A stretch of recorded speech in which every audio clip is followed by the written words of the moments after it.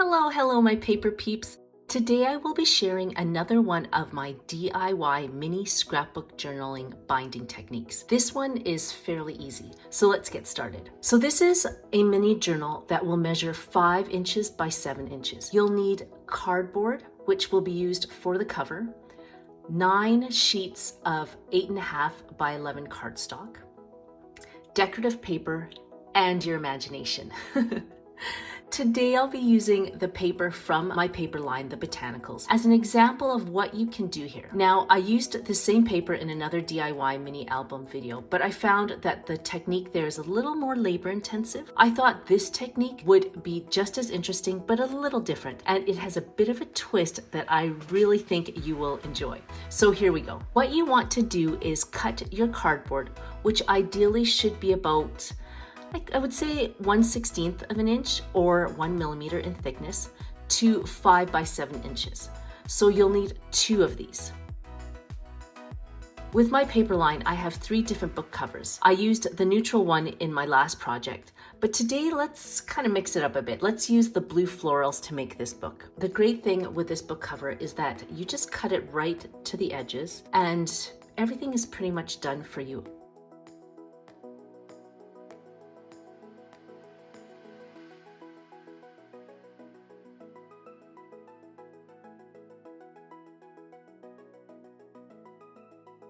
I usually use a 1/4 inch double-sided tape, but I ran out. Of course I ran out. I always run out. Anyways, I'm just going to use something a little thicker, and so you'll just see how it kind of overlaps on the edges here. But it's not a big deal because you know what? You're going to be covering that back side anyways. Now, I love this craft knife just because it allows you to cut the tape fairly easily and you don't really have to fiddle around with removing the adhesive backing. The great thing with this craft knife, it's not sharp. It has enough of an edge that allows you to remove the backing quite easily. So I'll put anything that I actually use in this project in the description box below. Some people I've seen use just their stamping blocks to cut the adhesive, which is just as good. Again, another hack from my scrapbooking community. You can use that and it works just as well. And then to remove the backing, some people just use a safety pin or something a little sharper to remove the backing, and that's just as good too.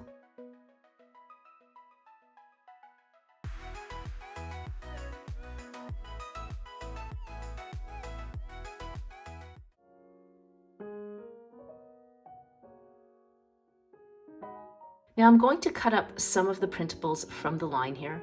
I only printed out one-sided sheets because I want to show you how to create this book if you only have cardstock and one-sided sheets of decorative paper. You are more than welcome to forego the cardstock base and make this scrapbook journal from double-sided paper if you have it. My other video that showcases double-sided printable cardstock skips the process of needing a cardstock base, seeing as the journal pages are already printed directly on the cardstock. And the paper line is set up specifically for double-sided print, and if you see here, it allows for the book matching of the images. If you're interested in that video and paper line, I'll put that in the link below as well. Today, I just want to show you what it looks like if you just have cardstock and just one-sided sheets of paper. You can use double-sided sheets of paper, but in this case, most people only have single-sided, so let's just kind of work with that today. Once you've completed the book covers, the next thing you want to do is work on the main pages of the book.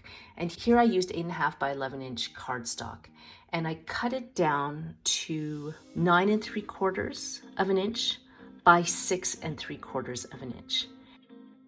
And then I scored each one at 4 7/8 of an inch. And I actually only used 8 of the 9 because the first one was my test one. You always need to test one just to make sure that you're on point with your measurements and stuff. So you only actually need 8 in the album. The next thing you want to do is make the binding system. Now I used just craft paper. You can pretty much use any color, like you can use a color that matches the covers of your books. And the reason why I used craft paper here is because I thought it would show the measurements a little bit better and where I score the pages. If I were to do this on an album that I was going to make, then I would probably make it navy blue or maybe the color of the inner cardstock. So that's my preference, but for today I wanted to use the craft paper just so you can see where all the score lines are and so that you can just see what's going on. Okay, so you'll need 2 binding pages. The first one you'll cut at 3 inches by 10 inches. And then the second one you'll cut 3 inches by 9 inches. And what you do is you want to score both sheets at every 1 inch interval.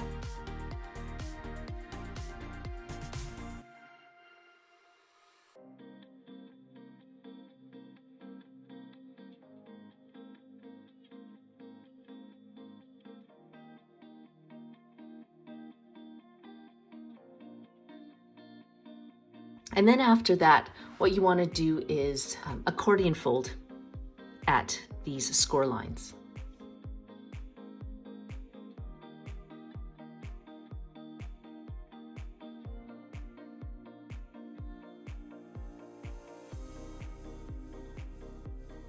Now the next thing you want to do is put these 2 accordion folds together, and there is a system. You can't just kind of glue them both together in any which way. You know you've done it right when the 2 ends actually stick up. That's how you know you've adhered the 2 accordion pages together right. So make sure that those 2 ends stick up into the air there. And then use your double-sided adhesive to put them together.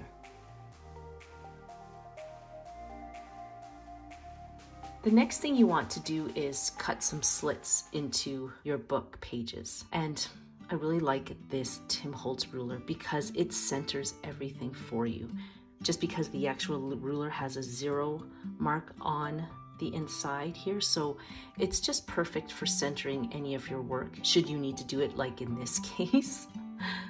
And once you've found the center of the book pages, what you want to do is cut a 3-inch slit. So pretty much the size of the height of that accordion binding system.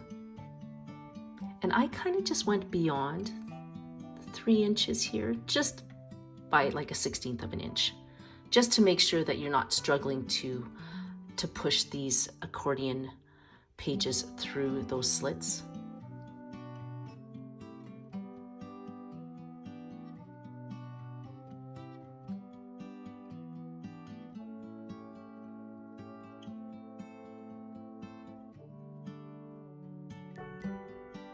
Now the best way to cut these slits is directly on your cutting board. All I use is my X-Acto knife, and I just cut from one point to the other to complete that slit. Honestly, it doesn't really harm your board to cut directly on that. It just allows you to make a straight cut.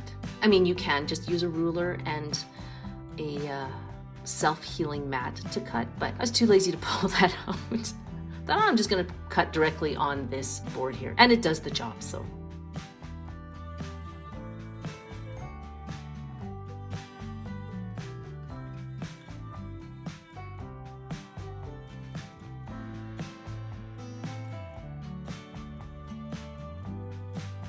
now the next thing you want to do is take each of these pages that you've cut the slit into, and every time you see a little mountain, that's what you call it. Anytime you see a little mountain on your craft paper here, that's where you slide that fold directly into the book page.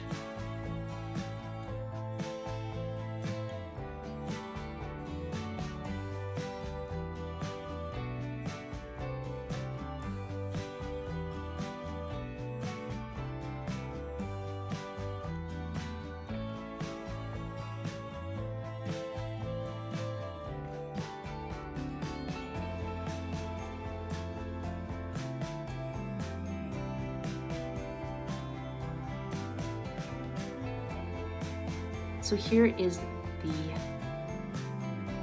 journal. Isn't that great?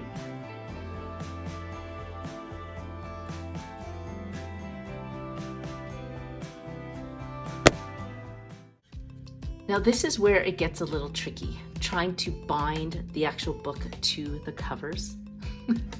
And trust me, I don't know how many times I actually had to refilm this. I wouldn't say refilm it, but it literally took me like 5 to 10 minutes to try to figure out how to get this book lined up. It's one thing to line up the first page, and I get that, but to line up the back page with these pages that want to just flip open on you, and where you have the accordion file that still wants to pop out because it hasn't been secured to the book. Yeah, it's a little tricky. Now you can wait till the end to put the covers on, but I didn't in this case, and so you'll see me struggling a little bit to the point where I actually had to put down my little T-ruler and tape it down so that I could line everything up. Again, it's not going to be perfect, but you get the gist of it.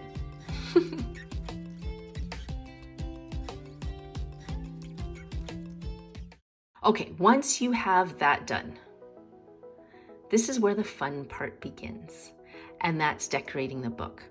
Now again, I just used my paper line here. I cut up a few pages, and now I'm just going to adhere them to the book.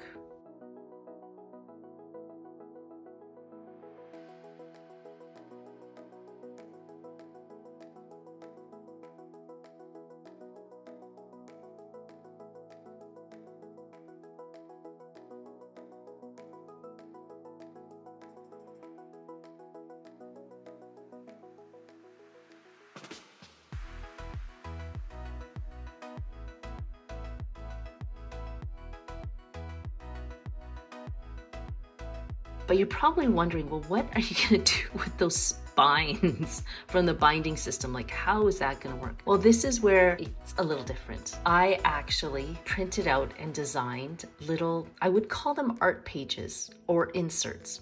Actually, you know what? I'm going to call them art pages, because a lot of people, what they've done with these pages is sometimes they'll actually just fold them over and stick them underneath one of those decorative pages.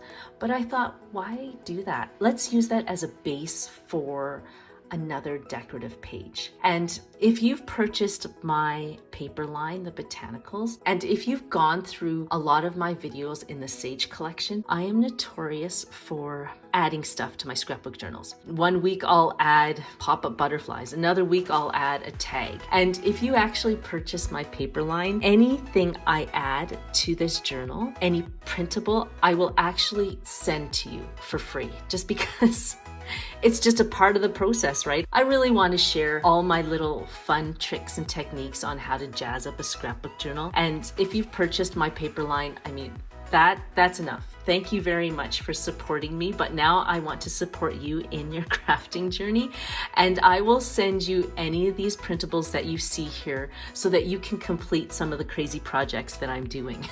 So yeah, if you're interested, I will put a link in the description box below for all of that. And if you've already purchased my paper line, this week I'll send you an email with the printable download of any additions that I ever make to this beautiful scrapbook journal that I'm so excited to create with you over the next few months. So yeah, and those will be free, so you don't have to pay again for those ones. I'm just gonna send those right to your inbox, okay? Okay, so let's get back to this. So this little insert becomes this neat welcome addition to your scrapbook journals. And I would call these my little quote pages or art pages. And they're great. Find it's a way for you to catalog that inspirational quote or that Bible verse that spoke to you this week. And it's right there, right front and center in front of you. And you can actually journal around that. Your thoughts or feelings or commentaries that come across your way regarding that inspirational quote. I just found that this insert was a perfect way of showcasing that piece of artwork. Now, if you haven't seen my previous video to this, it shows you how to add quote journal pages to your scrapbook journals. And there's certain techniques there that I think you'd really appreciate and kind of add to your arsenal of scrapbook journaling techniques. So I'll put a link to that in the description box below, as well as at the end of this video if you're interested in how to use these journal pages. I really hope you enjoyed this video. If you're interested in more scrapbook journaling techniques that will take your scrapbook journals to a whole nother level, then you'll probably want to watch the Sage Collection, which is a series of videos I put together that showcase how to jazz up that scrapbook journal. So I hope to see you there. Take care, have a great week, and we'll see you in my next videos. Bye.